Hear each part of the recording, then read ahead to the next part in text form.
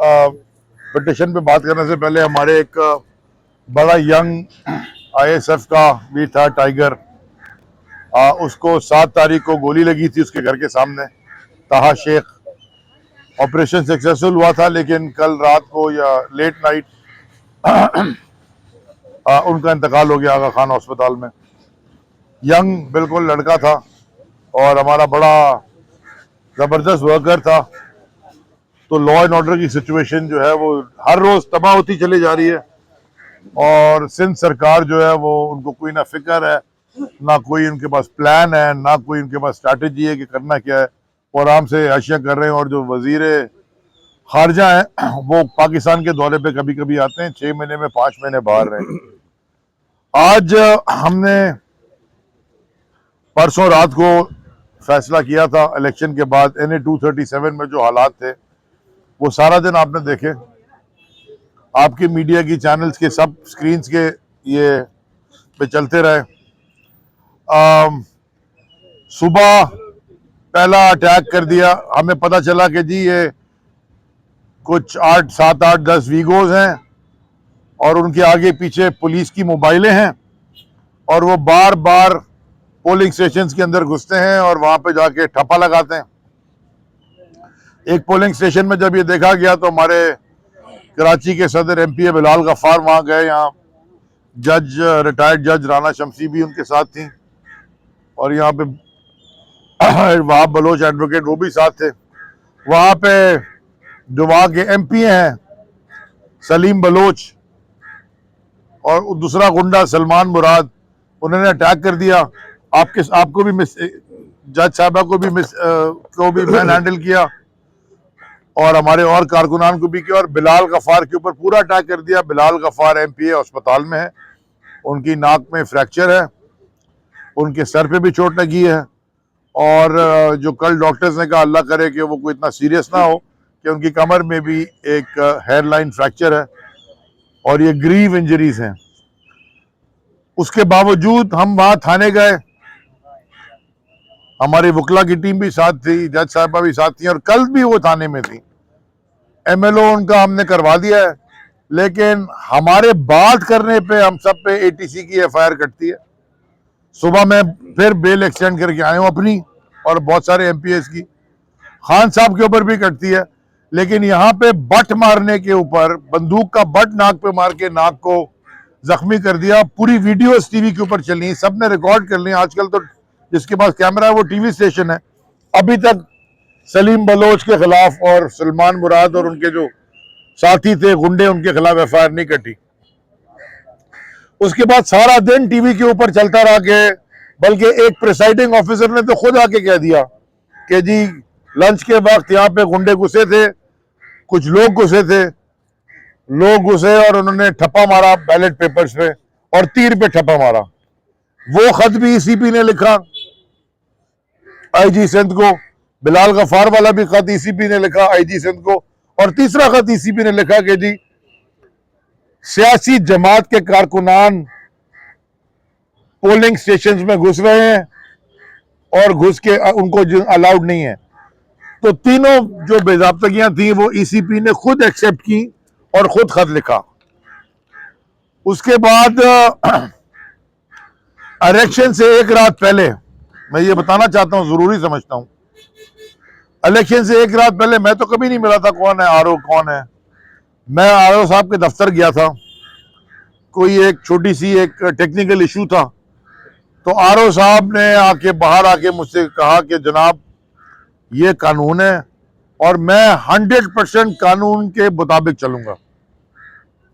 तो मैंने कही तो बड़ी अच्छी बात आपने की है। तो उनको मैंने सब किया, 10-15 लोग खड़े थे, मैंने उनसे कहा कि आप आज भी कानून के साथ चल रहे हैं, कल भी आपने कानून के साथ चलना है, ये ना हो कि रात को कानून है और सुबह लाकानूनियत हो जाए। उन्होंने कहा नहीं सर, हम तो बिल्कुल कानून है वो।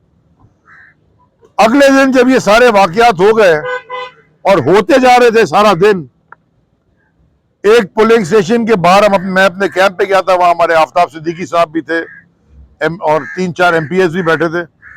वहां एक बड़ा कॉन्वॉय आया गाड़ियों का, उसमें बख्तरबंद गाड़ी भी थी, उसमें जी SSP साहब थे। मैं तो नहीं जानता था ये SSP कौन है।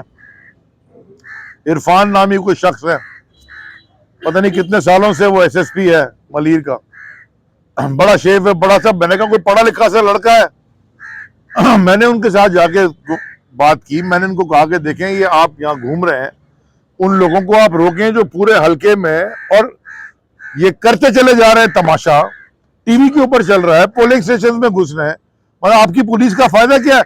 आपकी पुलिस तो उनको स्कॉट कर रही है, आगे पीछे पुलिस का स्कॉट लगा हुआ है, तो ये किस तरह की? कहा नहीं जी हम तो अब ये करेंगे वो करेंगे देखेंगे। गवर्नर साहब भी पूरा दिन हल्के में घूम रहे थे, उन्होंने भी देखा, वो अपना आंखों देखा, हाल खुद आपको बताएंगे।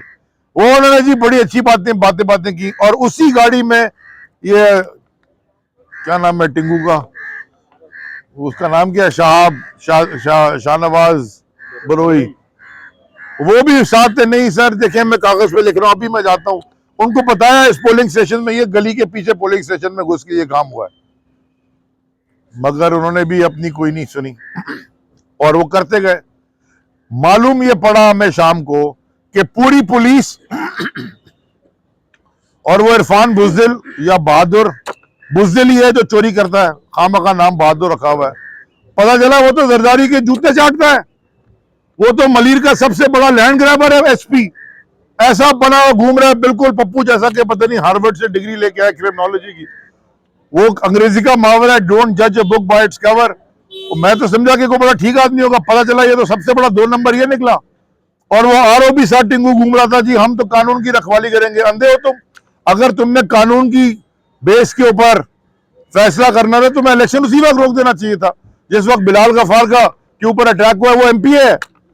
और मैं सिर्फ आखिरी बात ये करना चाहता हूं कि देखिए हम अमन पसंद जमात हैं, हम अमन पसंद थे, हम आज भी हैं और कल भी रहेंगे, वरना किसी भी कारकुन के साथ अगर इस तरह की ज्यादती हो जाए कराची में, ये तो हमारे कराची डिवीजन, पाकिस्तान के सबसे बड़े शहर के सबसे बड़े डिवीजन के प्रेसिडेंट के साथ हुआ है, जो कि एक सिटिंग एमपी भी है।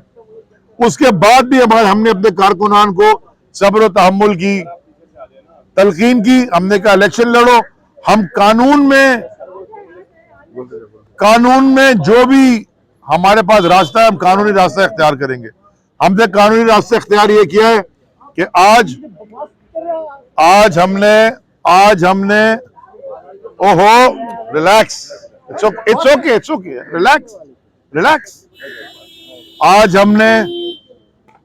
हमने हाई कोर्ट में NA 237 के जो इलेक्शन का रिजल्ट है उसके खिलाफ दरखास्त जमा करा दी है।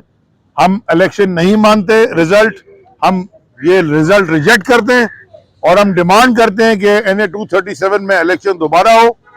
वो पिटीशन हमने जमा करा दी है और मैं तो जाती तौर पे मैंने ये भी डिमांड किया कि ये SSP है इसको सस्पेंड किया जाए और ये जो RO है इसके खिलाफ इंक्वायरी की जाए। जी गवर्नर साहब एक मिनट। देखिए NA 237 का इलेक्शन पूरा मैंने खुद से मॉनिटर किया, मेरी जिम्मेदारी लगी थी वहाँ पे।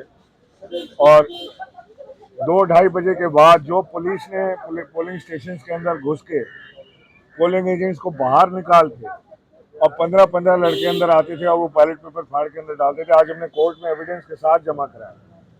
कैसे हो सकता है कि 2 कॉन्स्टिट्यूंसी बराबर एक जगह खान साहब को 75,000 वोट मिल रहा है 50 और वो सामने वाले को 30-40 हज़ार के मार्जिन से हरा रहे हैं, और उसके बराबर वाली कॉन्स्टिट्यूंसी उसके अंदर खान साहब हार रहे हैं।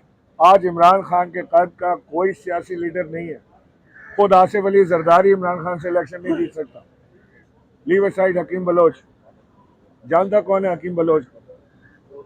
ये इन्होंने बड़ी ज्यादती की इस इलेक्शन में, लोगों को जहाँ हमारे पोलिंग स्टेशन तगड़े थे मलीर कैंट और दूसरे, वहाँ पे वो वोटिंग स्लो कराई जो इनके पैटर्न है, और उसके बाद जहाँ पे इन्होंने हाथ इनका चल सकता था वहाँ इन्होंने हाथ चलाया, जहाँ लाठी चल सकती थी वहाँ लाठी चलाई, बदमाशी की, हमारे लोगों को मारा पीटा हरासा किया। कि हमारी बहन को, ये भी तो रिटायर्ड जज हैं, ये भी तो खातून है, एक जज को थोड़ा सा कुछ बोलने के ऊपर माफ़ी मांगनी पड़ी इमरान खान को, और दूसरी तरफ एक जज वो भी खातून सिटिंग एमपी ने उनके ऊपर हाथ उठा रहे हैं, सिटिंग MPA हाथ उठा रहे हैं, गाली दे रहे हैं, और उसके लिए कोई कानून नहीं। पाकिस्तान में लाकानूनियत की इंतहा है। इलेक्शन कमीशन सिर्फ खत लिखने की हद तक महदूद रह गया है। जहाँ पे वो इन्फोर्स कर सकते हैं वहाँ इन्फोर्स नहीं करना चाहते, क्योंकि पार्टी बने हुए हैं। हमने आज पिटीशन दाखिल की है। हम ये समझते हैं कि ये इलेक्शन में बहुत ज़बरदस्त धांधली हुई है। इसमें सवाल ही नहीं पैदा होता था कि इमरान खान को कोई हरा सके। कराची आज भी पूरा का पूरा पाकिस्तान कराची का इमरान खान के साथ खड़ा हुआ है। और मैं दोबारा ये कहना चाहता हूँ, इसी हल्के में इंतखाब करा लें, आसिफ अली जरदारी खुद आ जाए, बिलावल भुट्टो खुद आ जाएं। इमरान खान के मुकाबले में फ्रैक्शन वोट भी हासिल नहीं कर पाएंगे। पूरे पाकिस्तान से चैलेंज मैं करता हूँ, कहीं से खड़े हो जाए, जिसने खड़ा होना खड़ा हो जाए इमरान खान के सामने।